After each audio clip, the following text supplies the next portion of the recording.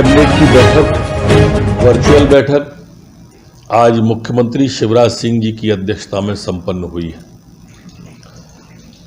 जिसमें अनेक महत्वपूर्ण निर्णय हुए। मध्य प्रदेश राज्य में पिछड़ा वर्ग आयोग का गठन आज किया गया है, कैबिनेट ने मंजूरी दी है।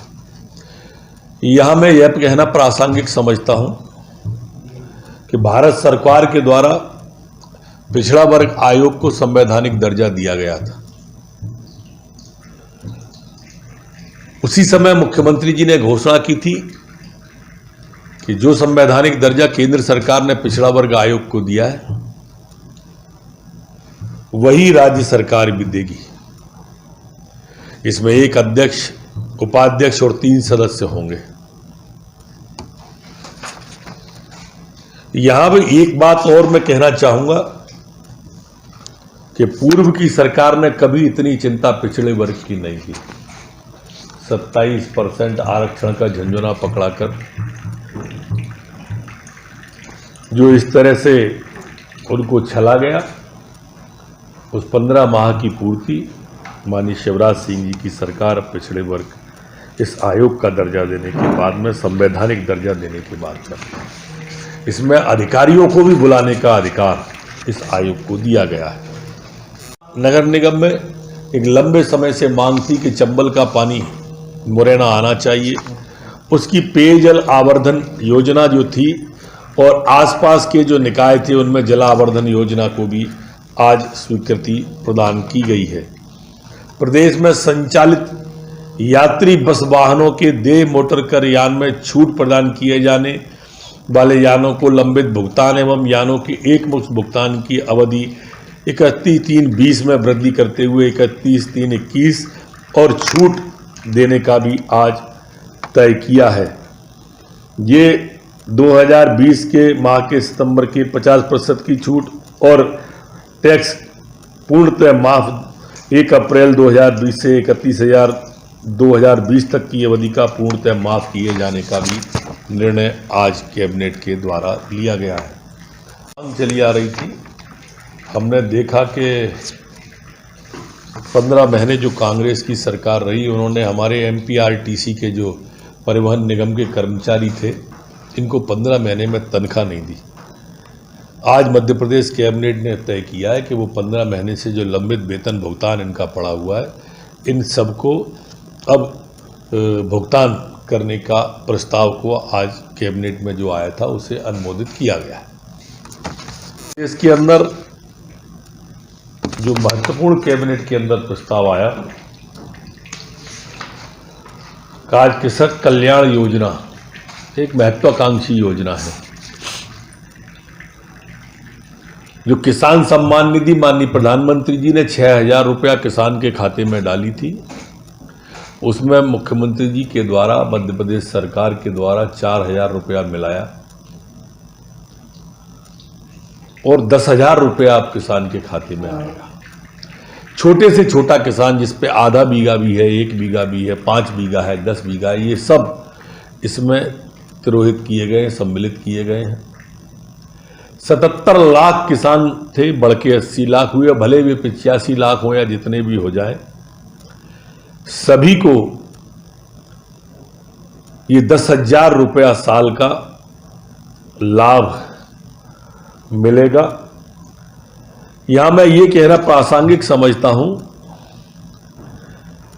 कि प्रधानमंत्री जी के द्वारा जो 5,000 करोड़ हर साल मिल रहा है और राज्य सरकार का लगभग 3,000 करोड़ हो गया, ऐसे 8,000 करोड़ रुपया प्रति साल किसानों के खाते में जाएगा। मतलब 5 साल के अंदर 8 पंजे 40,000 करोड़ रुपया किसान के खाते में जाएगा। अभी हम 8,000 करोड़ फसल बीमा योजना के अलग अलग रूप से बांट चुके हैं, 0% ब्याज का पैसा दे चुके हैं, लगातार किसानों को कर रहे हैं। वो सरकार जो सिर्फ किसान को धोखा दे रही थी कि 2 लाख माफ करेंगे और एक भी किसान का 2 लाख माफ नहीं किया। जब बात करो तब खजाना खाली है। अब देखिए आप किसानों पर कैसे लक्ष्मी जी की वर्षा हो रही है। माँ लक्ष्मी जी की कृपा हो रही है, ईश्वर की कृपा हो रही है और लगातार किसान के खाते में बड़ी बड़ी राशि जा रही है। जो साइंस और टेक्नोलॉजी डिपार्टमेंट है उसमें भूमिगत पाइपलाइन डालने की भी अनुमति कैबिनेट के द्वारा दी गई। 17,000 पटवारियों को अब मध्य प्रदेश के अंदर लैपटॉप दिलाया जाएगा। ये कार्य कंप्यूटराइजेशन को दृष्टिगत रखते हुए किया जा रहा है। इसी तरह से आज मध्य प्रदेश में स्वास्थ्य सेवाओं के उन्नयन और स्थापना के संबंध में भी महत्वपूर्ण निर्णय लिए हैं। आहत गोहद जिला भिंड में 30 बिस्तर के सामुदायिक स्वास्थ्य केंद्र को बढ़ाकर 100 बिस्तर का सिविल अस्पताल बनाने का तय किया है। सिविल अस्पताल बरेली को 50 बिस्तर से 100 बिस्तर का, गैरतगंज रायसेन में 30 बिस्तर के सामुदायिक स्वास्थ्य केंद्र को 50 बिस्तर के सिविल अस्पताल, बदनावर धार में 30 बिस्तर के सामुदायिक स्वास्थ्य केंद्र का 50 बिस्तर के सिविल अस्पताल में, सुसनेर आगर मालवा में 30 बिस्तर के सामुदायिक स्वास्थ्य केंद्र को 50 बिस्तर का सिविल अस्पताल, इछावर सीहोर में 30 बिस्तर को 50 बिस्तर का, पोरसा जिला मुरैना में 30 बिस्तर को 50 बिस्तर, सिलवानी जिला रायसेन में 30 बिस्तर के 50 बिस्तर, सुल्तानगंज बेगम खंड विकास खंड के बेगमगंज का 30 बिस्तर के स्वास्थ्य केंद्र में उन्नयन किया गया है। ग्राम खरवई विकास खंड सांची जिला रायसेन में नवीन स्वास्थ्य केंद्र की स्थापना का तय किया है। साचेत विकास खंड सांची जिला रायसेन में नवीन प्राथमिक स्वास्थ्य केंद्र की स्थापना का तय किया है। और प्रतापगढ़ विकास खंड सिलवानी सांची में नवीन प्राथमिक स्वास्थ्य केंद्र 6 बिस्तर की स्थापना करा जाने का भी निर्णय किया है।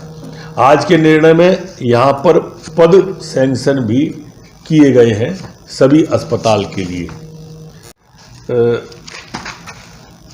मध्य प्रदेश धर्मशास्त्र राष्ट्रीय विधि विश्वविद्यालय जबलपुर के भवन के निर्माण हेतु भी आज मंजूरी प्रदान की गई है।